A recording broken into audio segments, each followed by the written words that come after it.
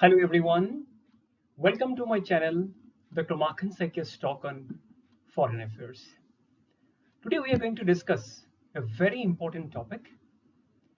It is all about G20, a group of 20 plus 1.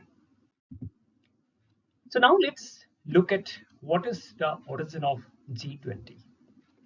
The group of 20, was shortly called as G20, was established on September 26, 1999. Now, way back in 1999, the very idea of G20 was given by then Canadian Prime Minister Paul Martin and the US Deputy Treasury Secretary Larry Summers. So these two people had initially given the idea of a G20 group of nations. Both the gentlemen realized the need to form a parallel informal group of nations by picking up major regional economies of the world. In the beginning, the G20 came up as a forum for the finance ministers and central bank governors of all these nations to discuss global financial and economic issues. Later, it was upgraded to the level of heads of state and government and was designated as the premier forum for international economic cooperation. Now, if we look at the organization, what we see is that its annual summit is held in any of the member nations, any of the member countries. Second, the decision to organize this intergovernmental platform was preceded by a severe economic crisis in Mexico in the year 1994. Third, it was followed by another massive financial crisis encountered by the so-called Asian tigers: Indonesia, the Philippines, Singapore, South Korea, and Thailand in the year 1997. Number 4, and subsequently, this economic crisis seriously affected the Russian Federation and almost all the big nations of South America. Clearly, the establishment of the G20 has recognized the importance of the emerging economies like India, Brazil, China, South Africa, Argentina, and Indonesia. Now, let's have a look at the main goals and objectives of G20. The G20 initially focused largely on broad macroeconomic issues, but it has since expanded its agenda to include trade, sustainable development, health, agriculture, energy, the environment, climate change, and anti-corruption. So when we look at the broad agenda, what we find is that this organization was formed to promote financial regulations that reduce risk and prevent future financial crisis. Number 2, to establish a new global financial architecture. Number 3, policy coordination among its members to achieve global economic stability and sustainable growth. Now, when we look at the organization, what we see, the current members, and let's have a look at all the current members one by one. Number 1 is Argentina. Number 2, Australia. Number 3, Brazil. Number 4, Canada. Number 5, China. Number 6, France. Number 7, Germany. Number 8, India. Number 9, Indonesia. Number 10, Italy. Number 11, Japan. Number 12, Mexico. Number 13, Russia. Number 14, Saudi Arabia. Number 15, South Africa. Number 16, South Korea. Number 17, Turkey. Number 18, UK. Number 19, US.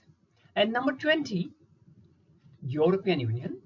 And number 21 is the African Union, that joined the G20 forum in the last, Delhi summit of the organization that was held from September 9 to 10 in India only. Now let's have a look at the G20 summits so far that were held across the world. First summit, it was held in November 14 to 15, 2008, Washington DC, US. Second summit, it was held in April 2nd, 2009, London, UK. Third summit, September 2009, Pittsburgh, US. Fourth summit, June 26 to 27, 2010, Toronto, Canada. Fifth summit, November 11 to 12, 2010, Seoul, South Korea. Sixth summit, November 3 to 4, 2011, Cannes, France. Seventh summit, June 18 to 19, 2012, Los Cabos, Mexico. Eighth summit, September 5 to 6, 2013, St. Petersburg, Russia. Ninth summit, November 15 to 16, 2014, Brisbane, Australia. 10th summit, November 15 to 16, 2015, Antalya, Turkey. 11th summit, September 4 to 5, 2016, Hangzhou, China. 12th summit, July 7 to 8, 2017, Hamburg, Germany. 13th summit, November 30 to December 31, 2018, Buenos Aires, Argentina. 14th summit, June 28 to 29, 2019, Osaka, Japan. 15th summit, November 21 to 22, 2020, Riyadh, Saudi Arabia. This conference was very significant for all of us because this was the only G20 summit that was held virtually. And we all know the reason behind this. The reason behind this was COVID-19, the biggest global pandemic that we have ever experienced. Now, 16th summit that was held from October 30 to 31st, 2021, Rome, Italy. 17th summit, November 15 to 16, 2022, Bali, Indonesia. 18th summit just held from September 9 to 10, 2023, New Delhi, India. 19th summit that is supposed to be held in Brazil 2024, I mean next year. And again, 20th summit that is going to be held in South Africa 2025. Now, friends, let's have a look at why this G20 forum is important or significant. What are the reasons behind this? Number one, together, the G20 nations or countries account for about 80% of the world's economic output, 70% of global export, and 60% of the population of the world. Number two, the global economic crisis of 2008 was handled by the G20 nations extremely well, as international experts say. Number three, again, the COVID-19 crisis was dealt by the group very successfully and in a phased manner with full cooperation among all the members and global governance institutions across the world. Number four, it is all the 5 permanent members, US, UK, France, Russian Federation, and China on board. So it helps them to decide on any issue that happens or that is encountered by the international community. Number 5, all the emerging big economies are represented here. India, South Africa, Brazil, Indonesia, etc. Number 6, the G7 members, the so-called most developed economies of the world, they are also fully represented here. These countries are Canada, France, Germany, Italy, Japan, the US, and the UK. Now, Let's have a look at G20 and other global forums. What are the differences? What are the similarities between them? Number one, today we have a number of organizations like the G7, earlier known as G8, that included Russia. Russia is no more a member since 2014. Next is European Union. Next is African Union, ASEAN, SAARC, SCO, BRICS, and finally the United Nations, which is all comprehensive. I mean, it represents all the independent nations of the world. Number two, in G20, we can clearly see a representation of both the developed and the developing nations at best. Number three, today, with the inclusion of the African Union, which represents 55 nations of the continent, at Delhi summit has made a landmark not only for the G20, but also for all the global intergovernmental forums. This has really created a significant historical step for the G20 and India's presidency as well.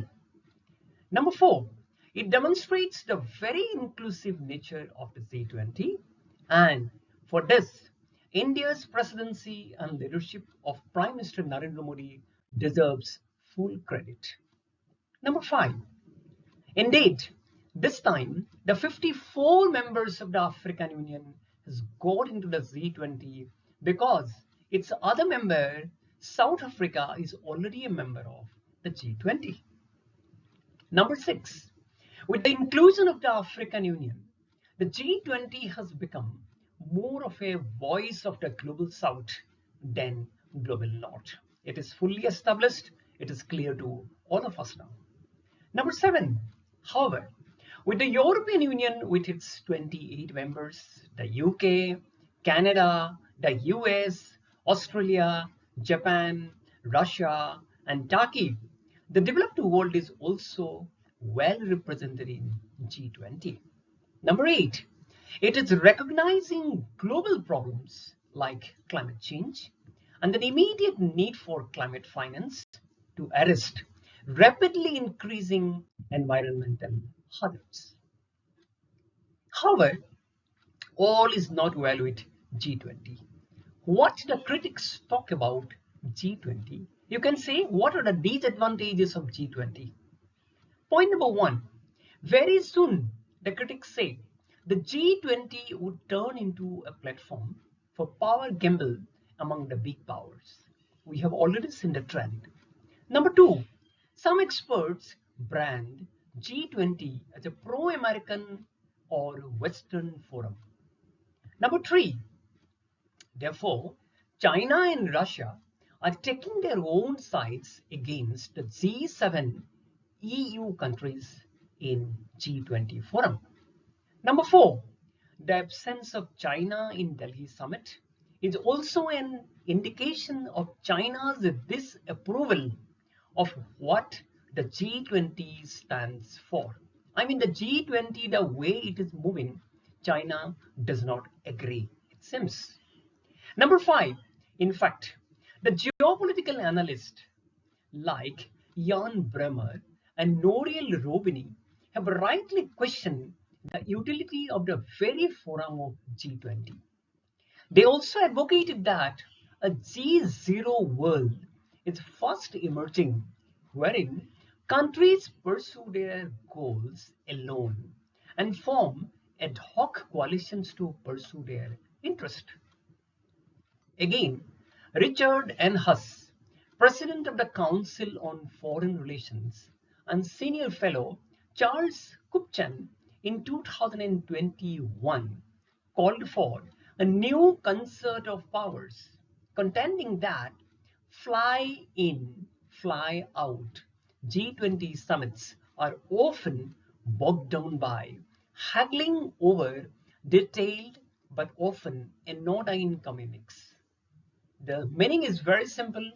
They think G20's, fast driving conferences do not make much of a substance for the international community as well as for the group. Number eight, G20 will soon turn out to be a talking shop like any other global forums that we have been witnessing since the Second World War.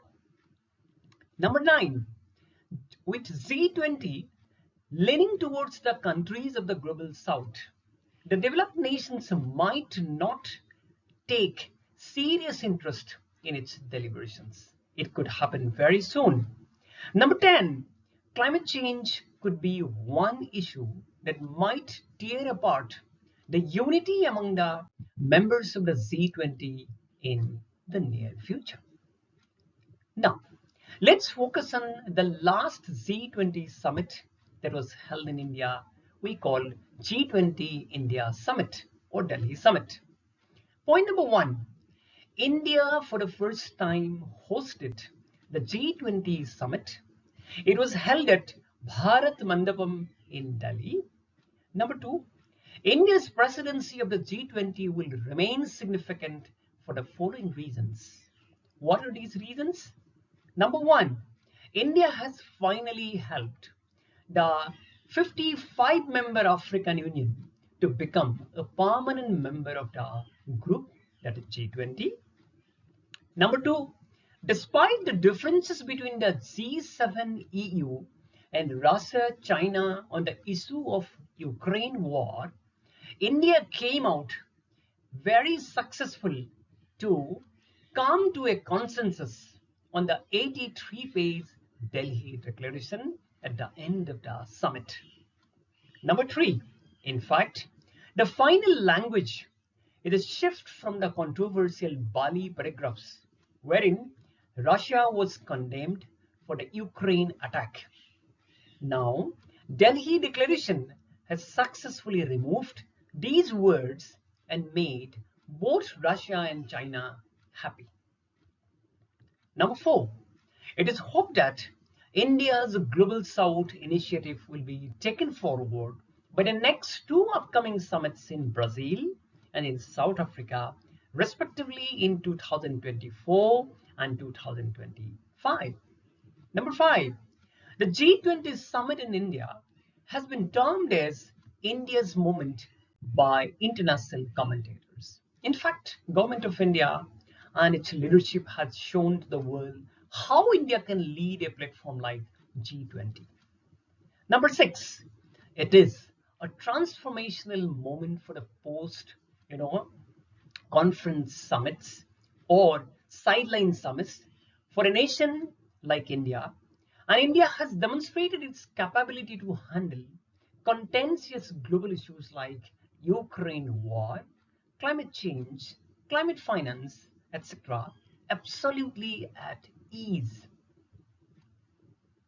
Number 6, it has been referred to as People's G20 because India invited more than 1 lakh delegates from 125 nations for more than 200 meetings over 60 cities across the country, from Jammu Kashmir to Kerala, from Gujarat to Arunachal Pradesh. I think no G20 summit has ever expanded like this to nook and corner of any host nation the way India did. Next, the G20 logo draws inspiration from the vibrant colors of India's national flag, saffron, white and green and blue. It juxtaposes planet art with the lotus, India's national flower, that reflects growth amid challenges. The art reflects India's pro-planet approaches to life, one in perfect harmony with the nature.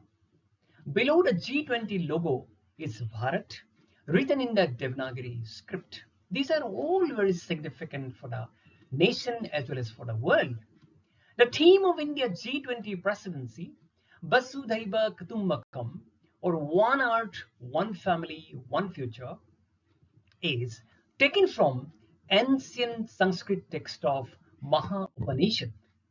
Next, essentially, the theme affirms the value of all life, human, animal, plant, and microorganisms, and their interconnectedness on the planet Earth and in the wider universe. Next, the theme also spotlights life, lifestyle for environment, which is associated environmentally sustainable and responsible choices, both at the level of individual lifestyles as well as national development, leading to globally transformative actions, resulting in a cleaner, greener, and blue future. Next, the logo and the theme together convey a powerful message of India's G20 presidency, which is of striving for just and equitable growth for all in the world. Next, it truly demonstrated Prime Minister Narendra Modi's ability to handle global issues and leaders belonging to various shades and opinions with tact and caution. Now, the final takeaway from the Delhi summit. Number one, softening stand on Russia in regard to Ukraine war, unlike the last year's Bali summit that was held in Indonesia. Number two, African Union is included in the group.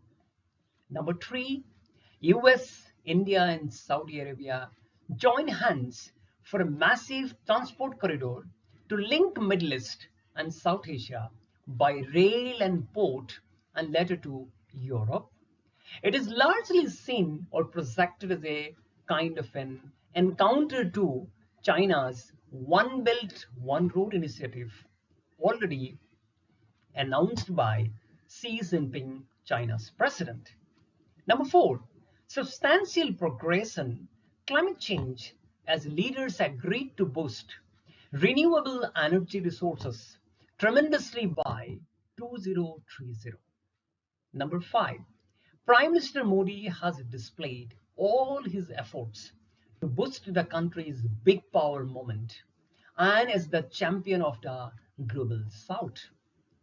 Number six, and now G20 becomes G21 with the inclusion of the African Union to the group. Number eight, it has voiced once again the concerns of the global south very prominently, very clearly to the world. Next, China and Russia quietly displayed their unity by not attending the summit. So, friends, when we look at this G20 and now that is G21, we have seen all these changes or landmarks from the last summit of G20 that was held in New Delhi. So thank you, friend, for watching me. And I request you to watch my other two channels, that is Dr. Markan Saikia's talk on national affairs and political science by Dr. Markan. I will again be getting back to you with some very important current issues. Till then, take care and bye.